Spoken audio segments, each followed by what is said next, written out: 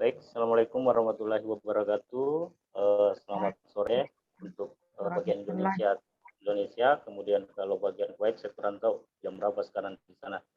Baik, kita bertemu kembali dalam materi keperawatan keluarga.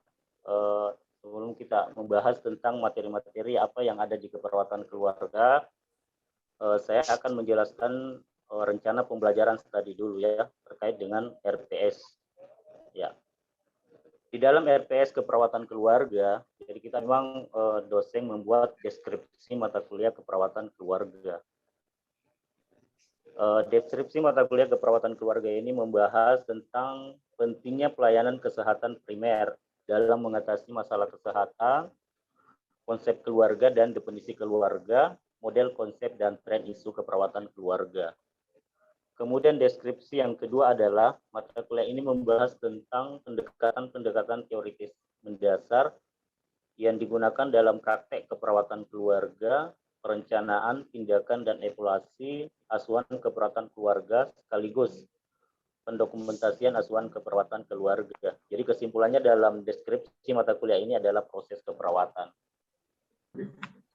Ya. Selanjutnya di dalam RPS itu kita melihat bagaimana kemampuan mahasiswa yang diharapkan dosen, ya. Jadi tugasnya nanti mahasiswa adalah yang pertama menguraikan mata kuliah syarat yaitu proses keperawatan yang dimulai dari pengkajian sampai evaluasi, ya. Kemudian yang kedua menguraikan konsep pelayanan kesehatan primer dalam mengatasi masalah kesehatan, konsep keluarga dan definisi keluarga. Kemudian model konsep tren isu keperawatan keluarga. Kemudian yang ketiga, menunjukkan kerja yang bermutu dan terukur terkait pemberian asuhan keperawatan keluarga, sekaligus pendokumentasian asuhan keperawatan keluarga. Kemudian di dalam RPS juga kita akan membahas tentang materi-materi pembelajaran, ya.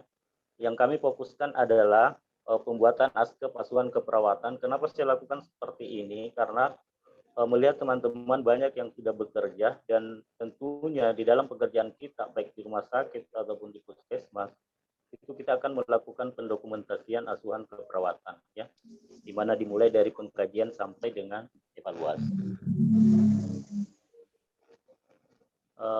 Kemudian materi pembelajaran, ya, materi pembelajaran kita yang pertama adalah pelayanan kesehatan primer dalam mengatasi masalah kesehatan, konsep keluarga dan definisi keluarga sampai nantinya tentang isu-isu tren keperawatan keluarga.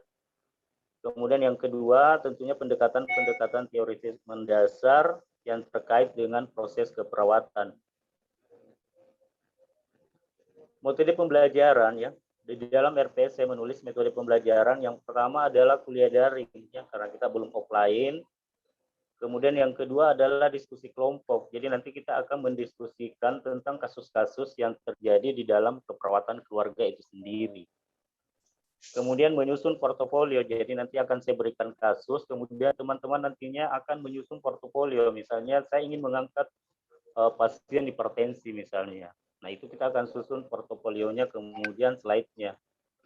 Kemudian praktek laboratorium, ya. Kenapa saya cantumkan di metode pembelajaran praktek keperawatan, praktek laboratorium?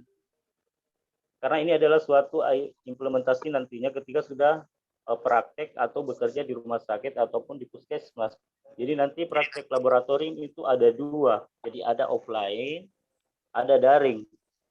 Yang daring itu adalah kita lakukan. Jadi nanti misalnya kalau saya kasih misalnya pemasangan infus, tentunya teman-teman nantinya di sana, misalnya di rumah disiapkan alat-alat pemasangan infus, ya. Jadi kemudian kalau praktek laboratorium secara offline, jadi nanti teman-teman akan secara bergiliran ke kampus untuk melakukan praktek laboratorium dengan syarat bahwasanya mahasiswa yang mengikuti praktek laboratorium secara offline tentunya akan dilakukan rapid test, ya, dan tetap mengikuti protokol kesehatan. Kemudian di dalam RPS keperawatan keluarga ada interaksi antara dosen dan mahasiswa. Ya. Seperti apa interaksi yang dilakukan? Yang pertama adalah mereview materi yang telah diberikan, kemudian dilakukan tanya jawab. Kemudian yang kedua, melatih mahasiswa untuk menyelesaikan kasus-kasus tentang penyakit, kemudian presentase kasus ya. Kemudian ada sistem penilaian ya. Sistem penilaian yang dilakukan adalah berdasarkan persentase harus 100% ya. Seperti misalnya tugas individu, seminar, ujian tengah semester, ujian akhir semester, tutorial, sehingga jumlahnya nanti 100%, kemudian praktek itu tentunya harus 100%. Kemudian daftar pustaka ya. Daftar pustaka yang saya tulis di RPS ini adalah ada daftar pustaka secara utama dan ada pendukung ya. Tentunya yang utama itu yang berkaitan dengan konsep keperawatan keluarga, sedangkan kalau pendukung tentunya dengan keputusan-keputusan Menteri Kesehatan atau dengan dasar-dasar keperawatan kesehatan. Baik, sebelum saya lanjut di materi, barangkali saya persilakan kepada teman-teman semua, Bapak Ibu yang bisa menyimpulkan apa yang tadi saya sampaikan terkait dengan rencana pembelajaran studi kita tentang keperawatan keluarga. Saya persilakan. Ya Pak, bisa bantu menyimpulkan Pak? Ya, silakan Fajar. Iya, terima kasih Pak atas kesempatan yang diberikan kepada kami. Nama saya Fajar, saya mencoba merangkum apa-apa tentang RPS keperawatan keluarga atau rencana pembelajaran studinya, yaitu di mana di sini kita dititik beratkan untuk mahasiswa agar mata kuliah ini sangat penting diberikan khususnya mengenai pelayanan kesehatan primer untuk mengatasi masalah kesehatan, kemudian konsep keluarga, definisi keluarga, ataupun konsep model dan tren isu dari keperawatan keluarga. Di sini juga diharapkan untuk mahasiswa lebih mengetahui tentang pendekatan-pendekatan teoritis tentang praktek keperawatan keluarga, mulai dari dari yang digunakan untuk keperawatan keluarga seperti perencanaan, tindakan, dan evaluasi asuhan keperawatan keluarga. Jadi di sini dititik beratkan kepada kami untuk mengetahui bagaimana sih proses keperawatan keluarga itu, bagaimana sih cara pembuatan asuhan keperawatan keluarga. Seperti itu Pak. Dan juga di sini kami diharapkan untuk ada interaksi antara dosen dan mahasiswa, di mana mahasiswa bisa mereview materi yang diberikan oleh Bapak, kemudian bisa melatih kami untuk menyelesaikan kasus-kasus tentang penyakit tentang keperawatan keluarga Pak. Mungkin seperti itu. Terima kasih Fajar. Barangkali masih ada yang bisa tambahkan sedikit tentang RPS tadi yang saya bahaskan. Ibu Surasmi barangkali.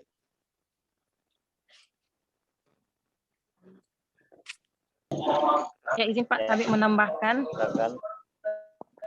Tidak jauh berbeda dengan apa yang disampaikan oleh teman saya Pak Fajar. Mungkin hanya memperjelas saja bahwa yang ditekankan pada proses keperawatan di sini ada 5. Pertama, pengkajian, bagaimana seorang perawat dalam mengkaji masalah dalam keluarga. Lalu kita menentukan diagnosis keperawatan, dilanjutkan pada intervensi keperawatan, implementasi dan evaluasi, sekaligus pendokumentasian asuhan keperawatan. Terima kasih Pak. Ya. Saya kira apa yang disampaikan tadi oleh Fajar dengan Surasmi itu sudah sangat benar sekali, bahwasanya di sini ditekankan di dalam RPS adalah tentunya proses keperawatan ya, yang dimulai dari pengkajian sampai dengan evaluasi. Baik, kita masuk materi ya terkait dengan proses keperawatan keluarga. Iya. Jadi sebagaimana tadi saya sampaikan bahwasanya perawat itu adalah senjatanya asuhan keperawatan ASKEP. Beda dengan dokter itu senjatanya adalah stetoskop, tapi kita itu adalah asuhan keperawatan ya, ASKEP. Kenapa saya sampaikan seperti itu? Karena di dalam pendokumentasian perawat ya, baik di ruang UGD, di ruang perawatan, itu tentunya biasa kita gunakan asuhan keperawatan. Jadi tergantung jenis penyakit apa yang kita hadapi di dalam merawat pasien. Dalam asuhan keperawatan keluarga ya, ada yang dinamakan keperawatan komunitas. Ya. Perawatan komunitas itu adalah keperawatan keluarga itu sendiri yang dimana terdiri dari orang tua, anak, dan sebagainya. Kemudian di dalam asuhan keperawatan keluarga ada tujuan umum dan ada tujuan khusus. Tujuan umum ini adalah bagaimana meningkatkan kemampuan keluarga dalam mengatasi masalah kesehatannya secara mandiri. Ya. Jadi misalnya nanti kalau misalnya sudah praktek, kemudian kita menemukan masyarakat atau pasien yang selalu menyendiri, dan kita mencoba mendekati bagaimana bisa menyelesaikan masalahnya, ya. Dan kemudian kita harus juga observasi dulu, jangan sampai pasien-pasien yang mengalami gangguan jiwa, kemudian kita mencoba mendekati untuk mengatasi masalahnya itu, hati-hati ya. Jadi harus dilakukan dulu pendekatan-pendekatan yang tentunya kita melalui dulu keluarganya ya. Kita harus tahu dulu apa masalahnya, misalnya ya Bapak di sana, apa masalahnya di sana Ibu. Sehingga nanti akan terkolaborasi antara keluarga dengan kita dan kemudian dengan pasien. Kemudian yang kedua, tujuan khusus. Tujuan khusus itu yang pertama adalah mengenal masalah kesehatan keluarga. Kemudian yang kedua, memutuskan tindakan yang tepat untuk mengatasi masalah kesehatan anggota keluarga. Kemudian yang ketiga, melakukan tindakan perawatan kesehatan yang tepat kepada anggota keluarga yang sakit. Kemudian selanjutnya memelihara atau memodifikasi lingkungan keluarga, misalnya lingkungan fisiknya, psikisnya, sosialnya, sehingga dapat meningkatkan kesehatan keluarga. Kemudian yang keempat, memanfaatkan seberapa daya yang ada di masyarakat atau fasilitas kesehatan yang ada di sana. Ya. Jadi tujuannya ini adalah yang pertama kita kenal dulu masalahnya keluarga itu. Ya. Jadi kalau misalnya kita praktek, kita masuk di rumahnya masyarakat, kita tahu dulu, Pak, misalnya Pak dalam lingkungan keluarga penyakit apa yang sering muncul di sini, misalnya taruhlah misalnya hipertensi. Nah, kita perlu kaji apa sebetulnya yang pembawa gen hipertensi, kemudian DM-nya juga, misalnya ada penyakit keturunan seperti misalnya diabetes ya, itu yang perlu kita kaji. Itu tentang tujuan khusus. Kemudian persiapan yang harus dilakukan sebelum melaksanakan aspek keluarga ya. Yang pertama adalah menetapkan keluarga yang menjadi sasaran kunjungan serta menentukan kasus yang akan ditindaklanjuti di rumah melalui seleksi kasus di puskesmas atau posyandu sesuai dengan prioritas. Ya. Jadi persiapan-persiapan yang pertama itu bagaimana kita menetapkan misalnya keluarga yang menjadi sasaran ya, tentunya misalnya di kelurahan A, ternyata di sana ada kasus misalnya gangguan penglihatan, ada katarak di sana. Kemudian keluarganya mencoba memberikan penyuluhan atau edukasi kepada penderita, tetapi dia tidak mau. Nah, tugasnya perawat adalah bagaimana memberikan edukasi sehingga pasien itu mau misalnya operasi katarak. Nah, itu maksudnya. Ya. Jadi harus memang kita tetapkan keluarga yang menjadi sasaran. Tetapi biasa kita lihat juga ya di masyarakat ketika misalnya kita di puskesmas misalnya kerja, kemudian kita melakukan kunjungan rumah ya untuk menentukan apakah ada masalah di dalam satu keluarga itu atau tidak. Biasanya kita baru datang, biasa ditanya nih, Pak mau divaksin, jangan divaksin Kak Bodong, padahal tidak. Mau lihat ini apa sih masalah kesehatan dalam keluarga di situ ya. Jadi itu barangkali mungkin harus kita lakukan bagaimana pendekatan-pendekatan terhadap keluarga tersebut. Apalagi kalau kita misalnya pakai baju putih, kemudian data di masyarakat, biasa langsung ditanya. Atau biasa masyarakat itu langsung tutup rumahnya, ada Pak vaksin di sana, ada dokter datang mau vaksin, nah itu. Kemudian menyiapkan perlengkapan lapangan yang dibutuhkan, ya. Yang pertama adalah bagaimana mempelajari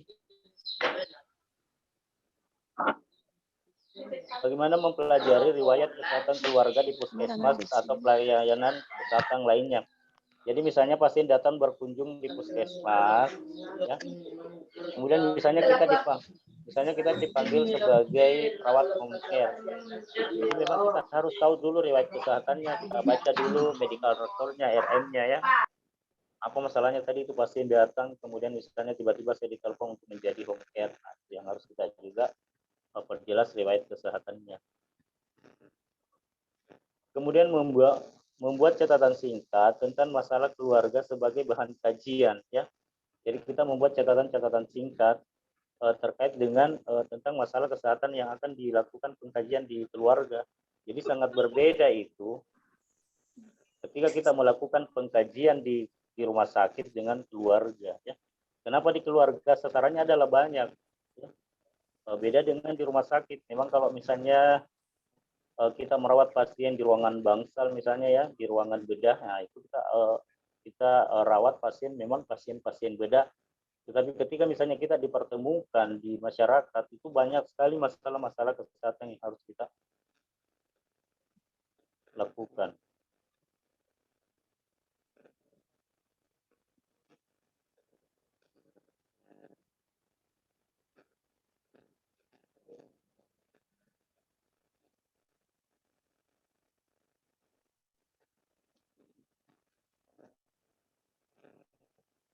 Halo, masih kedengar suara saya?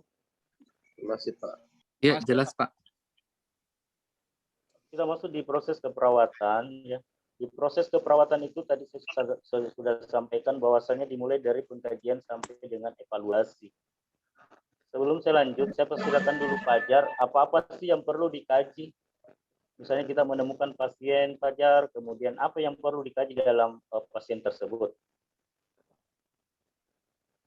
Saya persilakan dulu Fajar. Halo? Siap Pak. Ya, coba dijawab dulu Fajar. Oh iya. Jadi khusus untuk pengkajian keperawatan keluarga, di mana kita harus tahu apa sebenarnya pengkajian itu, di mana pengkajian adalah suatu tahapan di mana seorang perawat harus mengambil informasi secara terus-menerus kepada anggota keluarga ataupun komunitas yang kita bina. Adapun yang kita kaji itu mulai dari data primer seperti melalui wawancara, observasi, ataupun pemeriksaan fisik. Kemudian yang kedua itu melalui data sekunder, di mana data sekunder ini bisa kita dapat dari laporan lisan ataupun tertulis dari RT, kelurahan, ataupun puskesmas, ataupun dari hasil-hasil laboratorium. Selanjutnya yang kita kaji itu Pak, itu data umum, mulai dari kepala keluarga, alamatnya, nomor telepon, kemudian pekerjaan dari kepala keluarga, pendidikan kepala keluarga, serta komposisi daripada keluarga itu Pak. Ya, yang tidak ya. Yang utama lagi adalah genogram keluarga Pak, serta tipe-tipe keluarganya. Ya, oke. Kemudian selanjutnya kita masuk ke diagnosa keperawatan ya. Diagnosa keperawatan yang harus kita lakukan adalah bagaimana kita mengumpulkan informasi ya. Jadi tadi sudah dijelaskan sama Fajar bahwasanya ketika misalnya kita ingin mengkaji sebuah keluarga, harus kita tahu dulu status masalah kesehatannya di sana ya. Jangan sampai di sana multi penyakit, misalnya dalam satu keluarga ada hipertensi, ada DM, ada asma. Nah, itu yang harus kita prioritaskan, yang mana lebih prioritas kita yang untuk melakukan pengkajian, sehingga ketika misalnya sudah kita tentukan bahwa ini prioritas utama yang harus saya kaji, maka dengan sendirinya kita bisa menentukan diagnosa keperawatan ya.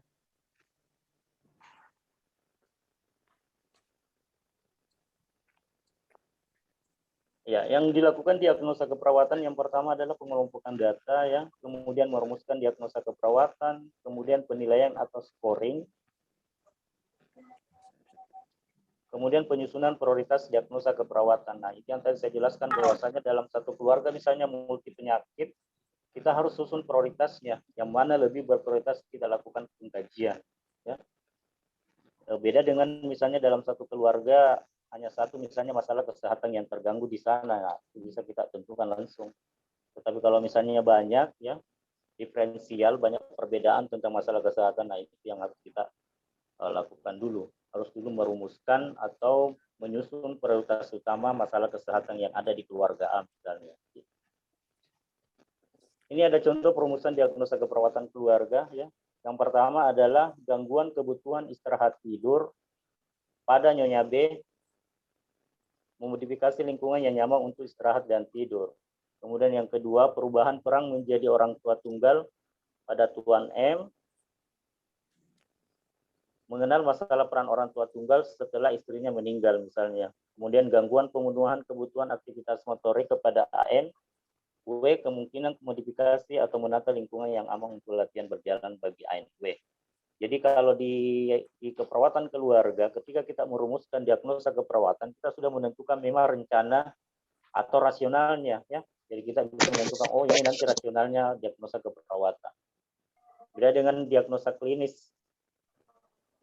Nanti sudah intervensi baru kita tulis rasionalnya ya, implementasi. Kemudian yang ketiga adalah perencanaan. Hal-hal yang perlu dilakukan atau yang perlu dilakukan perencanaan ketika misalnya menemukan masalah kesehatan pada Tuan A atau Nyonya B. Ya. Yang pertama adalah tentukan masalahnya. Ya. Tentukan dulu masalah apa dalam kesehatannya di sana, masalah kesehatan keluarganya, kemudian apa penyebabnya, kemudian apa tandanya. Jadi tadi sudah dijelaskan sama Fajar bahwasanya untuk menentukan masalah kesehatan kita harus perlu dulu genogram, kaji genogramnya. Ya. Fungsinya adalah untuk mengetahui status keturunan misalnya, apakah ada penyakit menular atau tidak menular pada keluarga Tuan A atau Nyonya B.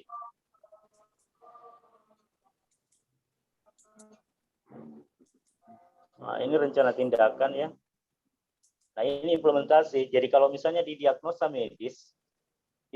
medis ketika misalnya kita bekerja di rumah sakit itu implementasi ditambah saja jadi kalau misalnya kaji mengkaji ya, observasi mengobservasi. Nah, beda kalau di keluarga, membuat aspek keluarga. Yang pertama, perawat sebaiknya tidak bekerja sendiri tetapi melibatkan secara integrasi semua profesi kesehatan yang menjadi tim perawatan kesehatan di rumah ya. Jadi kita kolaborasi dengan tim-tim kesehatan lainnya. Misalnya DM yang kita temukan ya. Jadi kalau misalnya penyakit gula yang kita temukan, tentunya kita kolaborasi dengan penyakit dokter internis ya. Dokter internis misalnya ada luka pada pasien, luka DM, dokter internis biasanya kolaborasi dengan dokter bedah. Apakah misalnya luka diabetiknya ini akan diamputasi atau tidak? Nah itu ya. Kemudian nanti dokter bedahnya kolaborasi dengan dokter radiologi. Ya. Kenapa kolaborasi dengan dokter radiologi? Tentunya ingin melihat hasil foto atau hasil ronsen yang ada dalam pasien itu. Ya. Jadi itulah kita kolaborasi dengan tim kesehatan. Kemudian yang kedua, peran perawat yang dilaksanakan adalah sebagai koordinator. Jadi kalau misalnya kita mengkaji pasien di Tuan A atau Nyonya B, itu yang paling berkompeten itu adalah perawat ya, yang pertama.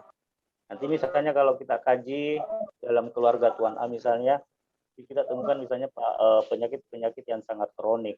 Tentunya kita apakah memang dia berkaitan dengan penyakit dalam, dokter internis ya tentunya kita dok, di sini ada pasien di keluarga ini ada penderita penyakit begini misalnya ya. Itu dia. Jadi kita sebagai perawat sebagai koordinator. Kemudian juga sebagai pelaksana asuhan keperawatan ya. Ini ada contoh catatan implementasi ya. Jadi misalnya kita mengkaji tanggal 8 Juni 2003 jam berapa ya. Diagnosa keperawatan yang harus kita selesaikan dulu misalnya yang pertama. Kemudian apa implementasinya ya. Pendidikan kesehatan tentang hipertensi misalnya. Dan DM dengan keluarga Bapak Tuan Fajar misalnya ya. Bapak F yang dihadiri oleh misalnya anggota keluarga dan tim kesehatan lainnya ya. Kontrak selanjutnya jadi kita buat kontrak. Ketika misalnya kita sudah menentukan masalah kesehatannya, berarti kita buat kontrak lagi, Pak, Bu, saya datang lagi nanti di rumah kita untuk melakukan misalnya pengkajian terkait dengan masalah kesehatan yang dialami sekarang, Bu ya. Kemudian dievaluasi ya. Evaluasi itu merupakan kegiatan yang membandingkan antara hasil implementasi dengan kriteria dan standar yang telah ditetapkan untuk melihat keberhasilan. Jadi kalau misalnya kita merawat pasien yang DM, kita tentukan dulu keberhasilan kita dalam merawat pasien DM ya. Tentunya misalnya dengan apalagi misalnya kalau ada luka diabetik, wah itu kita sangat berperan untuk membersihkan lukanya setiap hari misalnya ya, ganti BP kalau dia diperban. Kemudian bila evaluasi tidak atau kurang berhasil, maka perlu disusun rencana keperawatan yang baru ya. Jadi misalnya dengan luka DM kita rawat, kemudian setiap hari kita bersihkan, tetapi setiap hari juga banyak pusnya. Nah itu harus disusun rencana baru lagi. Misalnya di dalam pikiran kita, oh ini ada misalnya ada pusnya, ini pasien kakinya bertambah.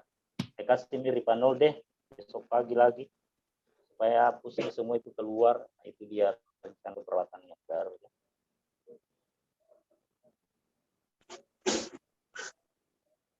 Ya, sampai di sini ada yang mau ditanyakan barangkali? Iya, Pak. Ya, silakan. mengenai yang di slide proses keperawatan, Pak. Ya. Di mana menyangkut ada pengkajian, ada apa namanya tadi itu, ada 5 tahap itu, Pak ya. Karena yang saya ingin tanyakan, sebagai seorang perawat, apa perlunya mengetahui sistem proses keperawatan tersebut, Pak? Terima kasih banyak. Ya. Terima kasih Bu ya atas pertanyaannya, luar biasa pertanyaannya. Jadi kenapa perawat perlu mengetahui proses keperawatan yang dimulai pengkajian dan evaluasi? Jadi kalau misalnya kita dipertemukan di rumah sakit, maka tentunya harus melakukan pendokumentasian keperawatan yang dimulai dari pengkajian sampai evaluasi. Kenapa? Misalnya di rumah sakit kita melakukan tindakan pasang infus ya. Jadi kita melakukan tindakan pasang infus, berarti kita harus melakukan pengkajian dulu. Kenapa ini pasien mesti harus diinfus ya? Seperti itu. Jadi endingnya adalah proses keperawatan bagaimana kita melakukan pendokumentasian supaya tidak terjadi nanti malpraktek atau malkomunikasi, diskomunikasi antara tim kesehatan lain dengan kita ya. Seperti itu Bu ya. Ya, Pak. Ya. Baik, saya kira seperti itu untuk tugas terakhir ya yang saya berikan. Jadi nanti teman-teman semua akan men-searching jurnal ya, jurnal nasional dan jurnal internasional terkait dengan keperawatan keluarga. Jadi misalnya Pak, saya ingin cari jurnal tentang hipertensi misalnya ya. Kemudian Rasmi misalnya Pak, saya mau cari jurnal internasionalnya tentang hipertensi. Nah, ya. Seperti itu ya tugasnya. Barangkali masih ada yang mau ditanyakan terkait misalnya tugasnya Pak, dia apakan nanti itu jurnalnya misalnya. Pak, mau tanya masalah jurnal. Ya, batas silakan. pengumpulannya Pak. Ya, batas pengumpulannya sampai minggu depan ya. Minggu depan. Iya, Jadi Pak. minggu depan harus kita kumpul semua jurnalnya ya.